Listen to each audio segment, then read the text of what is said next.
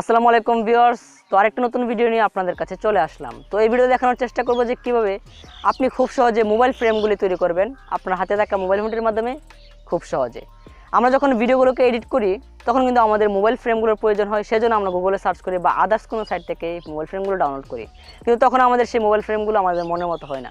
তো আজকে দেখাবো যে কীভাবে সেই মোবাইল ফ্রেমগুলো আপনি নিজেই তৈরি করতে পারেন মোবাইলের মাধ্যমে। তাই কথা না বেড়ে চলুন ভিডিওটি শুরু করা যাক। তার আগে বললেন আপনি চ্যানেল নতুন না কেন, চ্যানেলটি সাবস্ক্রাইব করে বেল আইকন অন করে দেবেন যাতে করে নতুন নতুন ভিডিও আর মিস না করেন। Welcome back viewers. তো মোবাইল ফ্রেমগুলোকে তৈরি করার জন্য আপনার দুইটি কাজ করতে হবে। প্রথমত আপনি আপনার মোবাইলে একটি স্ক্রিনশট নিয়ে নেবেন, যে কোনো একটি স্ক্রিনশট, এটি আমাদের পিকচারের সাইজ নেওয়ার জন্য একটি স্ক্রিনশট নিয়ে নেবেন। তারপর দ্বিতীয়ত কাজটি হচ্ছে আপনি গুগল প্লে স্টোর থেকে pixellab অ্যাপটি ইনস্টল করে নেবেন। যে এই pixellab অ্যাপটি গুগলে pixellab লিখে সার্চ দিলে পেয়ে যাবেন এবং এটিকে ইনস্টল করে নেবেন এবং পরবর্তীতে এটিতে আমরা কাজ করব। তো এটিতে ইনস্টল করার পর এটাতে প্রবেশ করবেন। তো pixellab অ্যাপে প্রবেশ করার পর আপনি টেক্সটটাকে ডিলিট অপশনে ক্লিক করে ডিলিট করে দেবেন। তারপর প্লাস এখানে ক্লিক করে আপনি যে স্ক্রিনশটটি নিয়েছেন ফ্রম গ্যালারিতে ক্লিক করে যে স্ক্রিনশটটি নিয়েছেন সেটি এখানে ইম্পোর্ট করবেন। তো আমি যে স্ক্রিনশটটি নিয়েছি এটা এখানে ইম্পোর্ট করছি।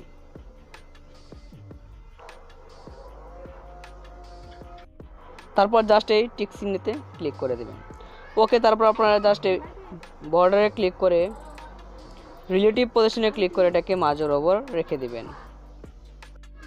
রিলেটিভ পজিশনে রাখার পর মাঝ বরাবর আপনারা জাস্ট টিক চিহ্নতে ক্লিক করে দেবেন। ওকে, এবার আপনার কাজ হবে একটি শেপস নেবেন, তারপরে শেপসটিকে স্ক্রিনশটের মতো সমান করে রেখে দিবেন। তো আমি এটাকে স্ক্রিনশটের সমান করে এটাকে রেখে দিচ্ছি। তো স্ক্রিনশটটি সমান করে নেওয়ার পর আপনারা জাস্ট এটাকে টিক চিহ্নতে ক্লিক করে দেবেন। ওকে, তারপর আপনারা এই লেয়ারে ক্লিক করে এটাকে লক করে দেবেন এবং যে স্ক্রিনশটে রয়েছে এটাকে ডিলিট করে দেবেন। ওকে, তো আপনারা আবারও একটি শেপস নিয়ে নেবেন। তো এটিকে ওই শেপসটির থেকে একটু বড় করে নেবেন। তো পজিশনের মতো এটাকে একটু বড় করে নেবেন, যে ফ্রেমটা আপনি যত বড় রাখতে যাচ্ছেন। তো আমি করে নিচ্ছি। তো এটা হচ্ছে একটু বড় করার পর আপনারা জাস্ট এটাকে একটু বাড়িয়ে দিতে পারেন, রেডিয়াসকে একটু বাড়িয়ে দিতে পারেন যেন মোবাইলের মতো দেখতে লাগে। তারপর আপনারা এটাকে অপোজিট ফুল রেখে কালারটাকে ব্ল্যাক করে দেবেন। তো আমি এটাকে কালারটাকে ব্ল্যাক করে দিচ্ছি। তো তারপর আপনারা টিক চিহ্নতে ক্লিক করে দেবেন। তো তারপর আপনারা লেয়ারে ক্লিক করে দেবেন, দেন এটাকে টেনে এটা নিচে নিয়ে আসবেন। ওকে, তারপর সেই ব্ল্যাকটার উপরে ক্লিক করে দিবেন, দেন এটাকে রিলেটিভ পজিশন থেকে মাঝ বরাবর রেখে দিবেন। তো আপনারা চাইলে এটাকে টেনে একটু মডিফাই করে নিতে পারেন বড় ছোট করে। তো আমি এটাকে বড় ছোট করে নিচ্ছি একটু। তো তারপর আপনারা আবার রিলেটিভ পজিশনে রেখে দিবেন বড় ছোট করে। তো আমি আরেকটু বড় করে দিচ্ছি।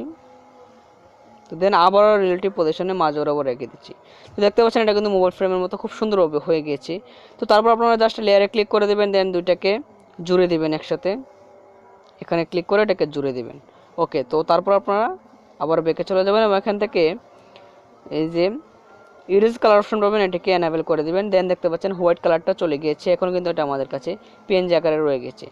তারপর আপনার কাজ হবে আপনারা এই বর্ডারে ক্লিক করে দেবেন, দেন এখান থেকে ট্রান্সপারেন্ট অপশন দিয়ে ক্লিক করে দেবেন যাতে করে আমাদের এই ইমেজটি পিএনজি আকারে প্রোফাইলে সেভ হয়। তারপর এটাকে সেভ করার জন্য আমরা জাস্ট সেভ অপশনে ক্লিক করে সেভ এজ ইমেজে ক্লিক করে দেব, দেন সেভ টু গ্যালারি। ওকে, দেন তো ভিউয়ার্স, অসংখ্য ধন্যবাদ সবাইকে আজকের এই ভিডিওটি এন্ড পর্যন্ত দেখার জন্য। তো ভিডিওটি ভালো লাগলে অবশ্যই লাইক দেবেন এবং কমেন্ট করে জানাবেন পরবর্তীতে আপনি কি নিয়ে ভিডিও দেখতে চান।